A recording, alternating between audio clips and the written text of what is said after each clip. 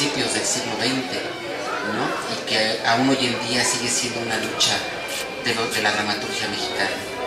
Muchas gracias y bueno, cedemos la palabra a Jovita Millán Carranza.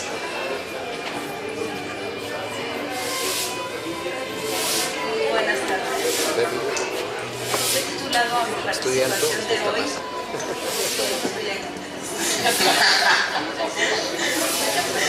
Bueno, he titulado a mi comunicación de hoy Vicente Leñero, Teatro y Política o cómo enfrentar 10 métodos de censura y salir airoso de la empresa.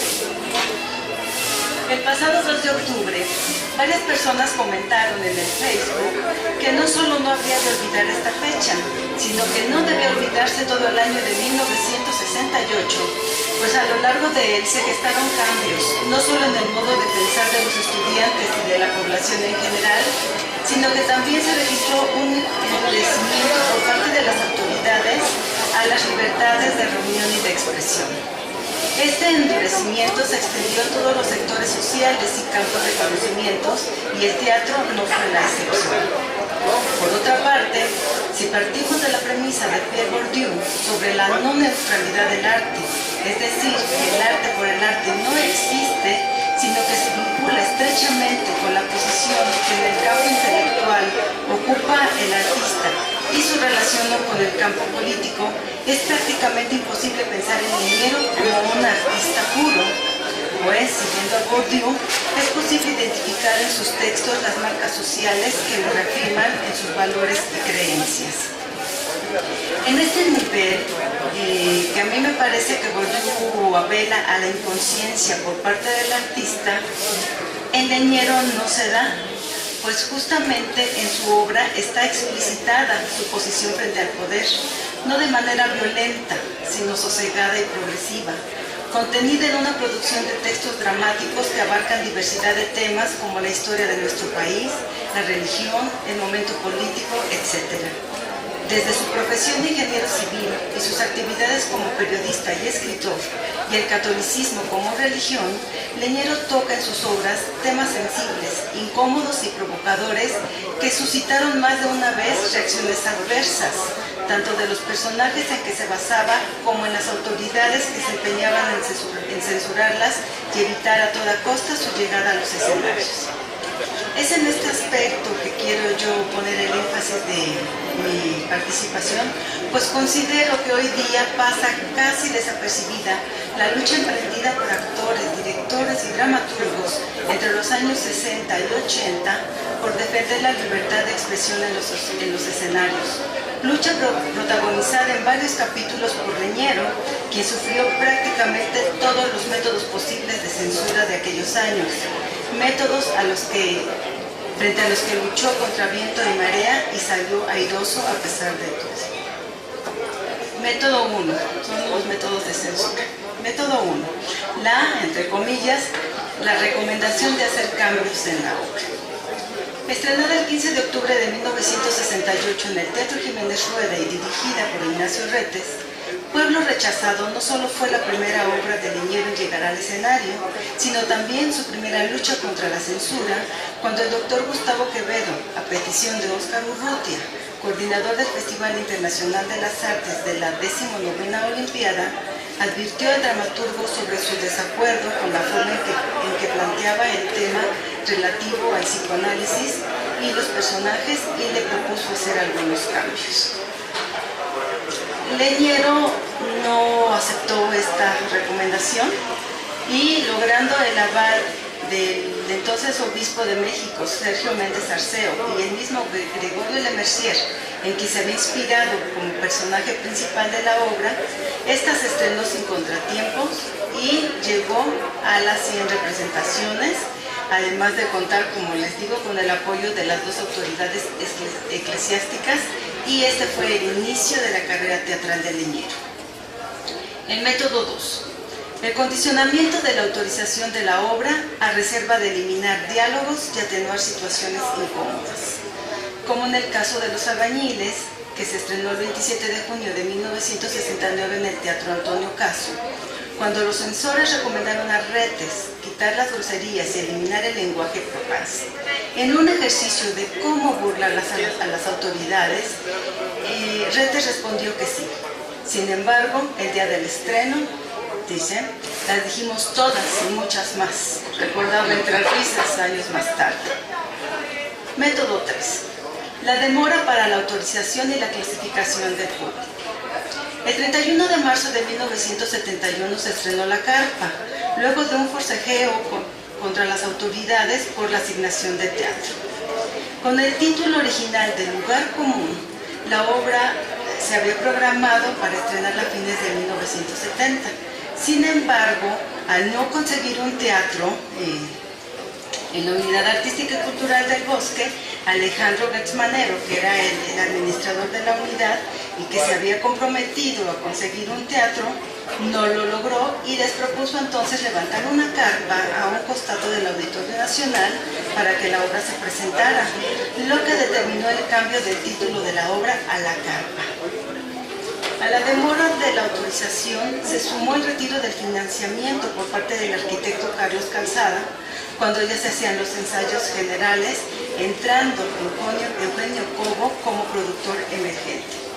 Sin embargo, el conflicto más severo se registró a partir de los desacuerdos entre Retes, director de la obra, y el licenciado Luis del Toro Carlero, entonces titular de la Oficina de Espectáculos, pues, según consta en oficios, hablando de teatro documental, les había notificado que cambiase la clasificación de la obra anunciándola como apta solo para adultos, con la consecuente disminución de público posible que asistirá a las funciones.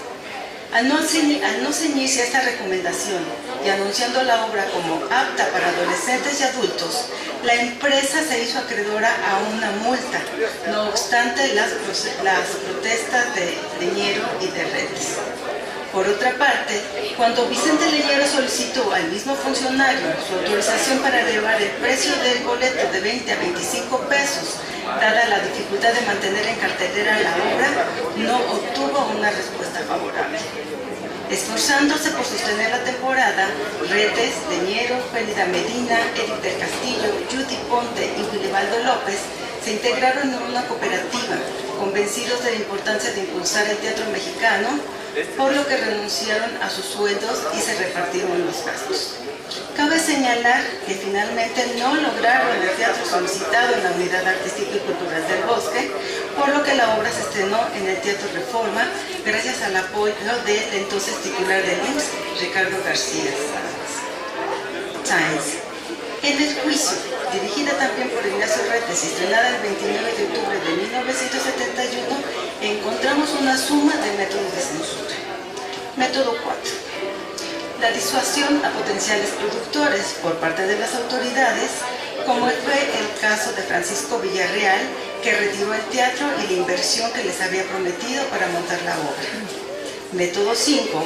La demora en la autorización del libreto y la eterna instancia en una sala de espera sin que el funcionario en turno, desde el jefe de la oficina de espectáculos hasta el mismo regente de la ciudad, aceptara recibirlos. Eugenio Cobo tiene un testimonio muy interesante sobre estas largas antesalas. Método 6. El cohecho mediante el ofrecimiento del pago en efectivo y en una sola exhibición del equivalente a los ingresos de la temporada. Método 7. El retiro del teatro y del patrocinio económico y moral, porque la obra no se apegaba a la política de la Secretaría de Educación Pública. Esto incluía la negativa de considerar el precio del boleto, cuyo aumento ya se había aprobado en teatros como el Jorge Negrete y el Sullivan, y la cancelación del acceso al subsidio que recibían teatros como el Shora y el Hidalgo, por lo que la empresa debería afrontar los gastos de producción, renta del teatro y sueldos de su personal. Y, finalmente, la notificación de que el Teatro de la Danza solicitado estaría ocupado por el resto del año. Luego de una campaña de Retes a través de la prensa y de interponer una querella ante el Tribunal de lo Contencioso, se obtuvo el permiso respectivo que permitió el estreno de la obra en el Teatro Orientación a partir del 21 de octubre. Método 8. El congelamiento del libreto, por considerar las autoridades que el problema planteado ya había sido subsanado, Tal fue el caso de la adaptación teatral de Leñero del estudio antropológico realizado por Óscar Luis, Los hijos de Sánchez, estrenada el 21 de julio de 1972 en el Jorge Negrete, que denunciaba la pobreza en México, en el Distrito Federal y zonas periféricas, y que a decir del jefe de la oficina de espectáculos había desaparecido desde hacía varios años, toda vez que ya no existían las vecindades, se había abatido el desempleo y mejorado sustancialmente los servicios de salud. Método 9. Amenaza de la suspensión de la obra, como el martirio de Morelos, que se convirtió en centro de controversia, pues algunas organizaciones culturales y cívicas se pronunciaron para que se cancelara la obra por considerar que difamaba al generalísimo. También, en el seno de la universidad, surgieron problemas cuando Alfonso de María Campos, coordinador de extensión universitaria, condicionó la temporada a una exhibición privada ante miembros prominentes de la universidad. Fueron 3 funciones en realidad.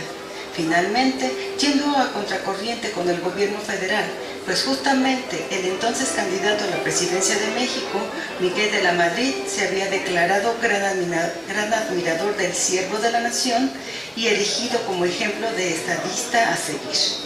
La universidad aceptó la presentación de la obra, que se estrenó el 24 de septiembre de 1983 en el Teatro Juan Ruiz Alarcón. Método 10. Cancelación del proyecto y cierre de la instancia que lo produce. El 21 de mayo de 1988, Luis de Tavira, director del Centro de Experimentación Teatral de Limba, ofreció una función especial a las autoridades del instituto de la obra Nadie sabe nada, de la autoría de Vicente Leñero. Terminada la función, Manuel de la Cera, director de Limba, objetó 2 cosas.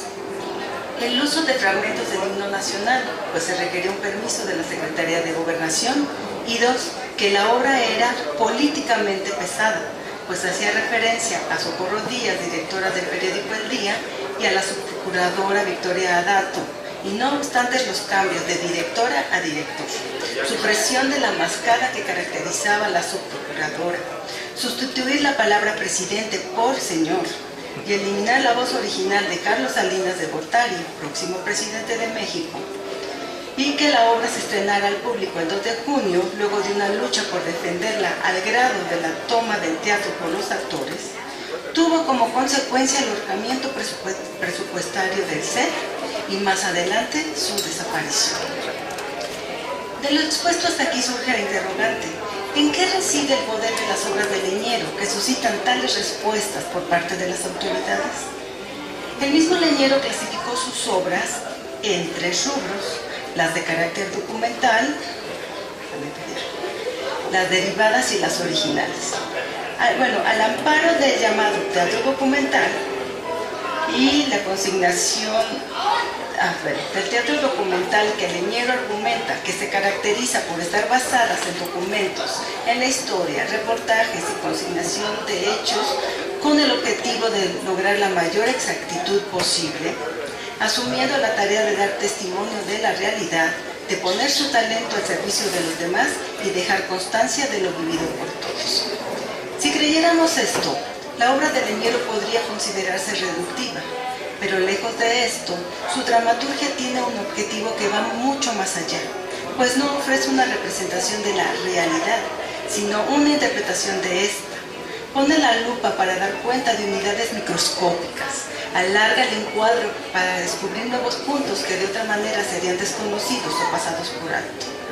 Realiza un proceso de interpretación que otorga un significado diferente a lo sostenido por la historia oficial, yendo a contrapelo de las reglas y verdades impuestas. Da un autogiro para abrir una herida que rompe con la armonía de un cuerpo social que se presume cohesionado. Él encuentra las fisuras que permiten romper la forma y lleva a su propio terreno contenidos formalizados para exponer al espectador a otras posibilidades, a otras lecturas. Muestra lo que se trata de ocultar, pone en tela de juicio lo que se afirma, abre posibilidades a lo largo, más que a una historia que se repite, a algo más que a una historia que se repite a sí misma. Con una escritura como marca diferencial, Leñero descompone, desvela y da a sus obras la posibilidad de un sentido que puede ser siempre renovado. De ahí su vigencia, hoy, mañana y acaso para siempre. Muchas gracias.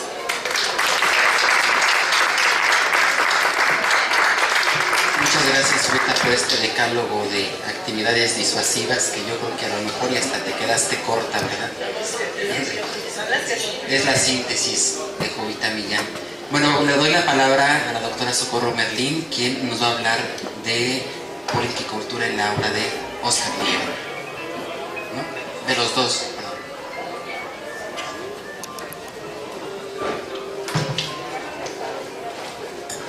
Hola a todos.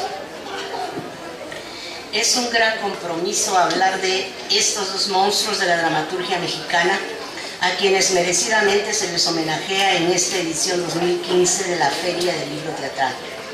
Justo aquí es posible encontrar las obras de los autores que me ocupan, para que el público que no las conoce pueda leerlas o releerlas. Para eso se editan las obras, porque la escena es efímera, y si tenemos suerte, vemos una reposición de la obra que nos interesa, pero si no es así, están las obras impresas que nos ayudan a reconstruir la historia. Además del compromiso, es un privilegio que el CITRU me haya invitado a participar en esta mesa en el contexto de dos temas igualmente complejos y plurisígnicos, como son la cultura y la política, para hablar de dos obras de estos autores. Por lo tanto, es necesario definir en qué contexto y bajo qué concepción de los términos que titulan la mesa me referiré en las obras.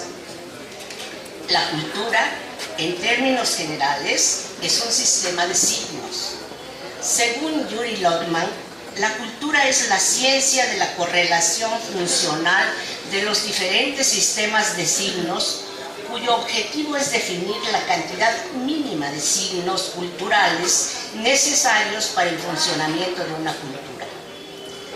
El término alude a todas las formas de producción de una o de varias comunidades de los diferentes grupos de referencia o pertenencia de las que formamos parte.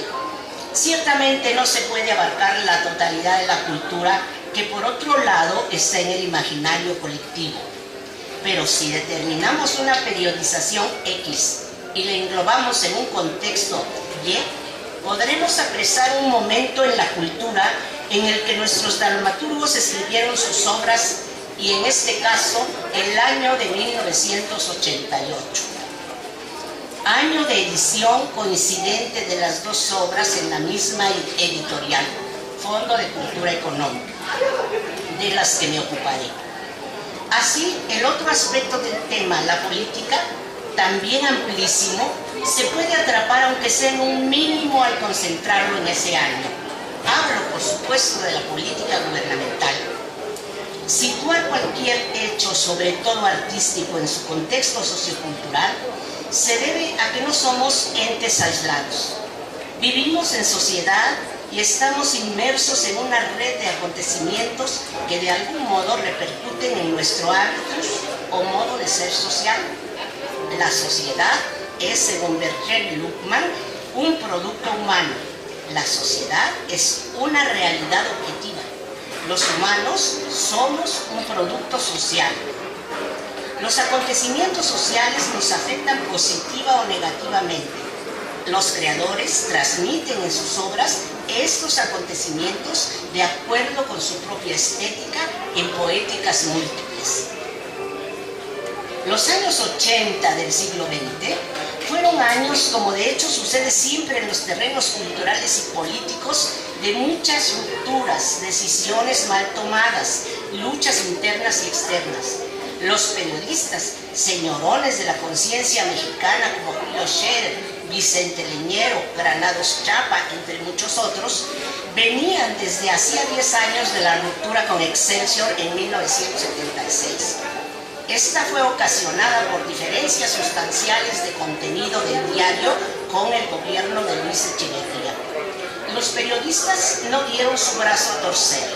Algunos de los que salieron de Excelsior fundaron otros periódicos y revistas donde su lucidez siguió y sigue brillando. En este tiempo se fundaron también nuevos partidos de la disidencia del PRI.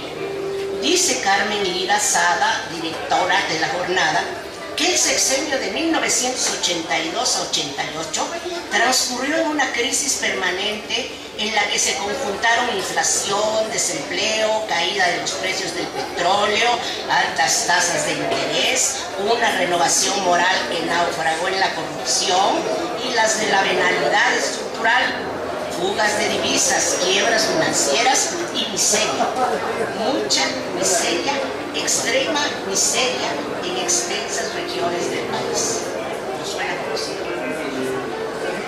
En 1988, el PRI se impuso con su política habitual, se cayó el sistema en manos de Bartlett y fue presidente de la República Carlos Salinas de Gortari y gobernador de Sinaloa Francisco Toledo Corro,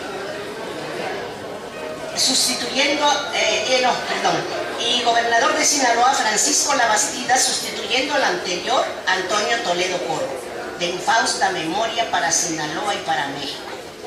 Ese señor que ante la comunidad universitaria de América Latina exclamó con aplomo haber estudiado en la Universidad de Bacamote, pueblo humilde ubicado en el municipio de Guasave, Sinaloa, su tierra natal, siempre con la pistola al cinto para obtener y ejercer su poder, para traicionar, atacar y matar. La revista Proceso de Scherer y Leñero dijo en su portada, cuando Toledo Corro ascendió a la gubernatura, que había logrado unir a todos los sinaloenses, pero en su contra. En teatro pasaron también muchas cosas, pero por el espacio tan corto no podemos reseñar sino lo que nos concierne en este momento.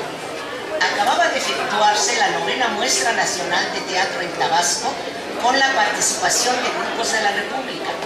Entre las muchas actividades destacamos 2 puestas en escena, de Leñero, Los Albañiles y la adaptación de Liera para Don Juan Tenorio. También Leñero presentó su libro Los Hijos de Sánchez y el taller de dramaturgia de Vicente daba sus frutos detallados por Jesús González Dávila. En el número doble de aniversario del repertorio, Leñero responde a las preguntas de Rodolfo Obregón y de Raúl Cermeño a manera de artículo titulado Proceso crítico a la crítica, un verdadero tratado de cómo debe ser la crítica de teatro de la que ya se había retirado. Leñero escribe, dirige su taller y realiza guiones de cine. Sale a la venta la edición de Nadie Sabe Nada del Fondo de Cultura Económica. Para Liera, el año de 1988 fue intenso. Repuso con el Tacuas Don Juan Tenorio, filma El Jinete de la Divina Providencia, Julio Castillo monta Las Dulces Compañías, Liera actúa, dirige dentro y fuera de Sinaloa y publica obra, en este caso El Camino Rojo a Zabaiba. La edición de este año es también del Fondo. La actividad intensa, positiva de los dramaturgos, no solo a nivel de eje, sino en diversas partes de la República, contrasta el positivo con lo que de negativo tiene el devenir cultural político. Este reducido contexto es, por supuesto, infinitamente mayor. Solo es un esbozo para entretener la creación en el devenir cotidiano que de algún modo tiene que ver porque forma parte de él. Las actividades creadoras de ambos dramaturgos son una muestra de cómo los artistas contradicen, replican y critican al poder, aunque reciban presiones, amenazas y a veces la muerte. Las 2 obras mencionadas aquí, entre la producción voluminosa de ambos, son Nadie Sabe Nada de Leñero y El Camino Rojo a Zabaiba de Liera. Las 2 dejaron en los públicos que las vieron recuerdos imborrables. Nadie Sabe Nada tiene como pretexto, es decir, como texto englobante, todo lo ocurrido a su autor, testigo de la política de los fraudes, de los embutes, en suma, de la omnipotencia presidencial. Vicente Leñero, periodista experimentado, sabía bien cómo se despliega la cascada de sumisiones desde lo alto de la pirámide del poder, desde los designios más altos hasta los más desprovistos de fortuna. En esta cascada, el poder se distribuye en todos los niveles y cada nivel ejerce el pequeño poder que le toca en equilibrio frente a la sumisión guardada. En Nadie sabe nada, se lee el binomio poder-sumisión que se ejerce de arriba hasta abajo. La obra es un panorama de situaciones político-sociales que se desarrollan en un modelo dramático pluriescénico dispuesto linealmente, pero que bien podría disponerse escénicamente en círculo para significar que todo sigue igual. Enumero los escenarios por significativos: redacción de un periódico, edificio de departamentos, interior y exterior de 2 departamentos con su escalera y respectivo cubo, cantina con salón y su sanitario interior y exterior, calle, vía pública con teléfono puesto de periódicos y flores, callejón, muy importante en los desplazamientos, Club Casablanca con baño colectivo, área de masajes y sus lockers, oficina gubernamental con despachos contiguos, taquería de tacos al carbón, casa de Doña Gerda, cabaret, pista de baile y zona de mesas. La ubicación exacta del edificio de departamentos está en la calle de Serapio Rendón, esa calle de la colonia tabacalera que va a dar a la avenida Insurgentes, es decir, en el propio centro de la ciudad. Los personajes poderosos son mujeres, jefas de oficina y los subalternos de cada una: policías, agentes, periodistas, reporteros, chayoteros, mujeres con vida doble, comerciantes y vecinos. Leñero nombra a su obra thriller en 2 actos y 14 escenas. Thriller porque el verbo quiere decir taladrar, barrenar, penetrar, estremecerse y conmoverse. Anota en la didascalia que estos escenarios están planteados con criterio hiperrealista. Hay acciones simultáneas. El autor indica hiperrealismo y nos presiona con el adjetivo a concebir para la escena un realismo, si no excesivo, minucioso, para mirarlo con lupa, como dijo Jovita. El thriller hiperrealista se torna entonces más complicado. La escena no solo es como la realidad, sino una realidad compleja. Si de por sí tenemos dificultad con la realidad concebida como tejido intrincado de signos y símbolos, aquí nos encontramos con una hiper que nos insta al reconocimiento de una determinada realidad vista por el ojo del autor, ampliada por la escena. Observación al margen. Si en el teatro después de los años 80 se quiso acabar con el realismo, desde hace un tiempo este se presenta en algunas obras con el retorno de la palabra. Y me parece bien este retorno a leer las obras de este estilo. En la obra de Leñero, de acuerdo con los postulados de José Sánchez, que habla de lo real, no se trata de mostrar la posibilidad de presentar lo real prescindiendo de cualquier construcción, sino de demostrar que la incorporación de la composición formal o incluso ficción al tratamiento visual y narrativo del efectivo no tiene por qué acabar ocultando. Así nos encontramos con que la escena múltiple, todo está en movimiento. Los personajes en su espacio o desplazándose por los distintos lugares. Un automóvil que cruza la escena, da vuelta y vuelve a salir tronando el acelerador en el momento de cazar al hombre que tiene datos importantes que ponen en riesgo a la propia presidencia. En el discurso no dicho se entiende esa verdad. La obra en 2 actos son trozos de vida que se suceden durante 6 días en 2 semanas. Lo que vemos o leemos nos impacta porque taladra y penetra la realidad hasta conmovernos y estremecernos como un auténtico thriller. Leñero escribió esa trama porque así es, y la sabemos verdadera. Una trama que tiene como eje la salida subrepticia de un documento importante del escritorio del dueño del teléfono rojo. por alguien que quiere darle a la publicidad periodística para que se sepan cosas y que por un momento, ese alguien, solo por un momento, tiene todo el poder.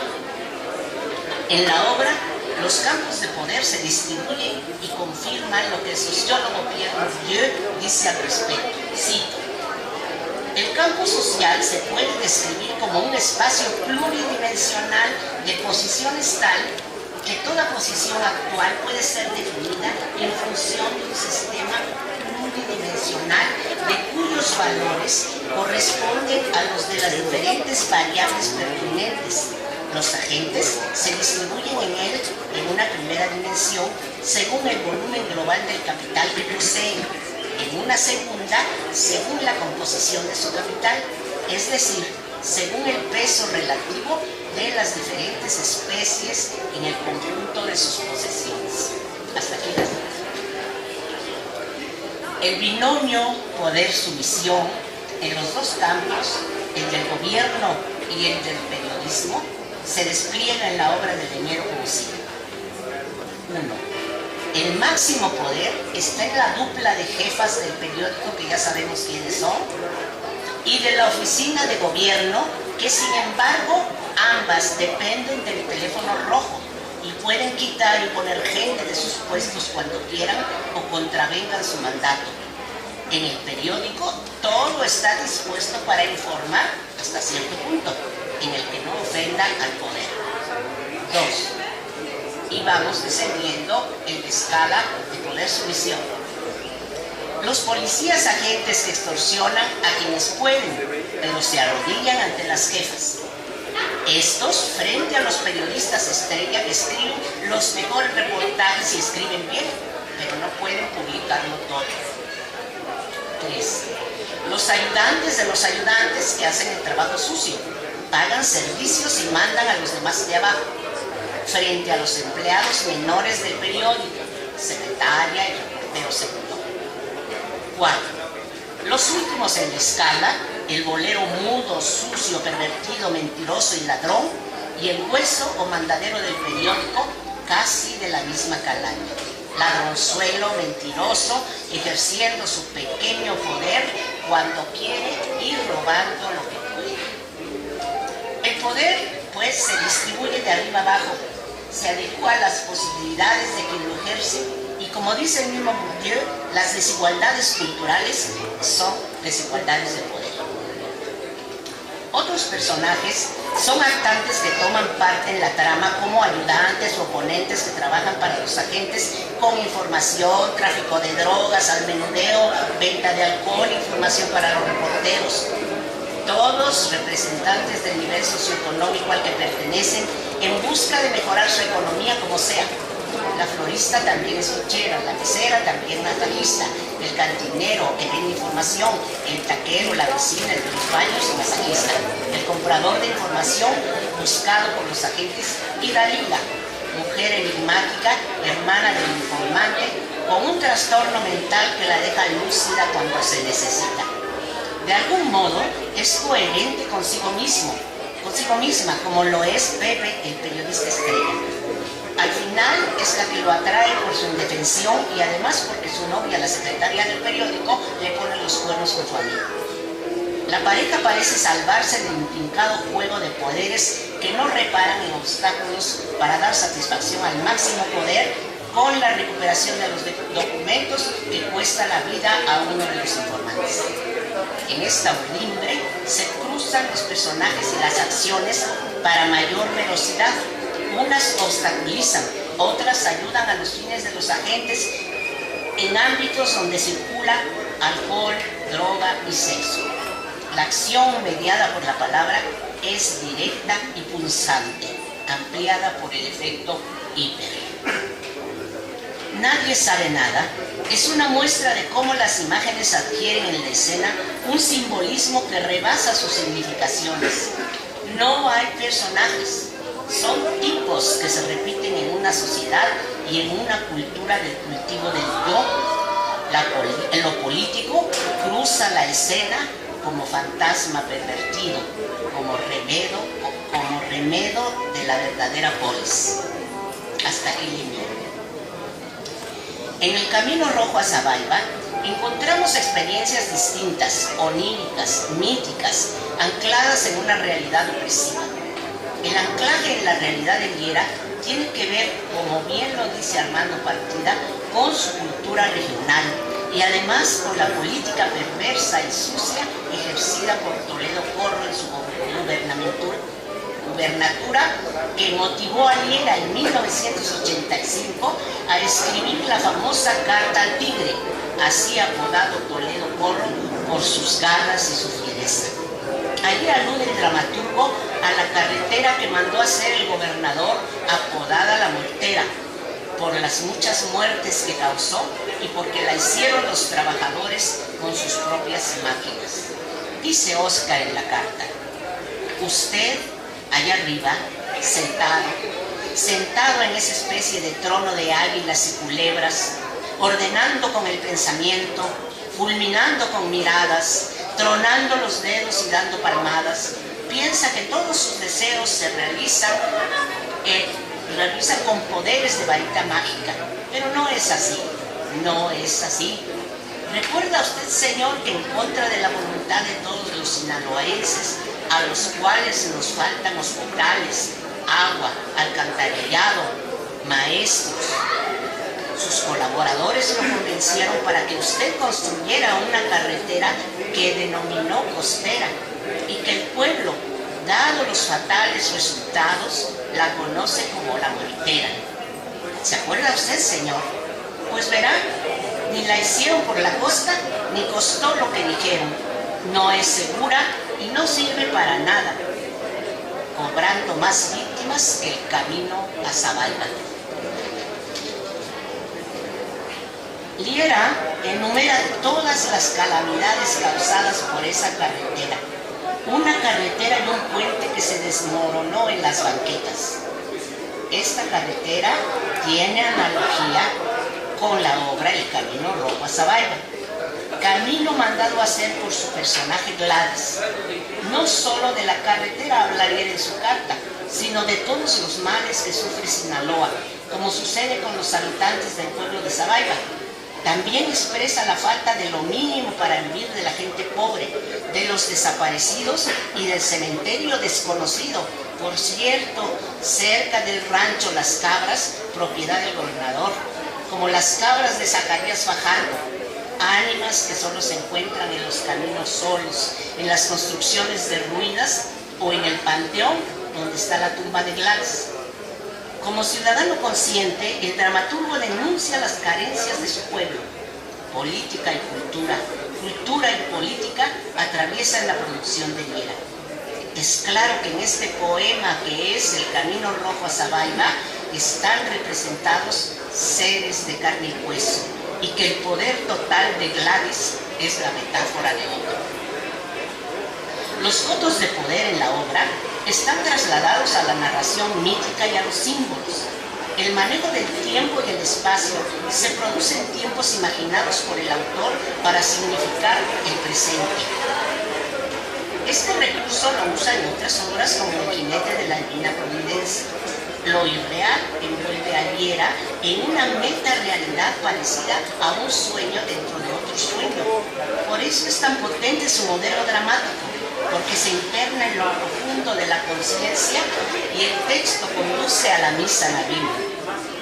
Decía nuestro recordado Jesús Eduardo García, miembro del Seminario Permanente de Historia del Teatro Mexicano, cito: en su obra, el lenguaje metafórico abarca los tiempos, los espacios y el diálogo. En otras palabras, el tiempo escénico presenta una sucesión de encuentros entre personajes, sus diálogos y sus interacciones. Pero lo cierto es que el orden en que todo esto ocurre ante nosotros es una alteración del tiempo diegético. Hasta aquí, Jesús Eduardo. En efecto, el tiempo de Zabaiba se desdobla en varios planos